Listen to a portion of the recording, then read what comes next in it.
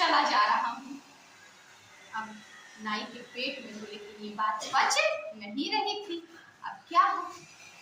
अब वो सोच रहा था किससे कहूँ किससे कहूँ, किसी से कह भी दे, बाद में राजा को पता चल जाता तो राजा उसको छोड़ता नहीं, छोड़ता ना। और उसका पेट फूलता जा रहा था बात बचाने के मारे।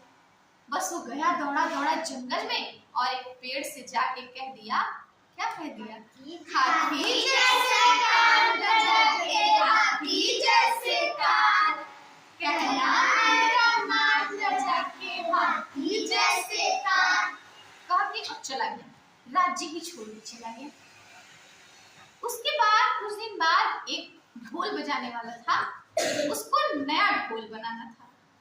वो गया जंगल में नया ढोल बनाने के लिए लकड़ी काटने, उसी पेड़ को काट के वो नया ढोल बना लिया।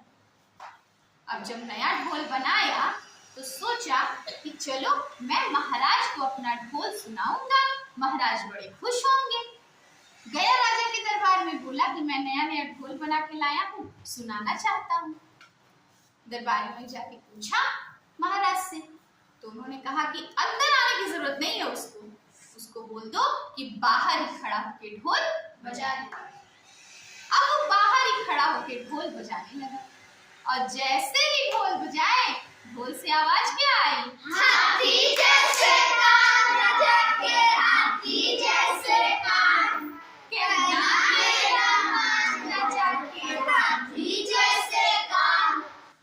अब तो राजा सन्न रह गया, ये क्या हुआ। उसने तुरंत बुलाया उस ढोल बजाने वाले को, बोला कि तुम्हें किसने ये बात बताई। उसने कहा महाराज मुझे क्षमा कर दीजिए, वो थर कांप रहा था, मुझे किसी ने नहीं बताई, पता नहीं कैसे ढोल से ये आवाज निकल रही थी, इसमें मेरी कोई गलती नहीं है। राजा ने कहा अपना ढोल लो और इस राज्य से बाहर निकल जाओ, नजर मत आना। अब अपना ढोल लेके तो राज्य से बाहर चला गया, लेकिन पूरे राज्य को पता चल गया, क्या, हाथी जैसे कान गजब के हाथी जैसे कान, कहना मेरा मान गजब के हाथी जैसे कान।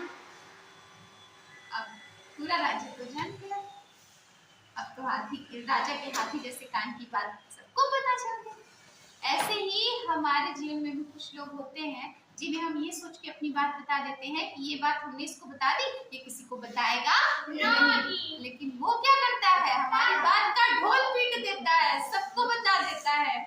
इसीलिए हमें ऐसे लोगों को अपनी बात नहीं बतानी चाहिए। कहानी कैसी है? अच्छी।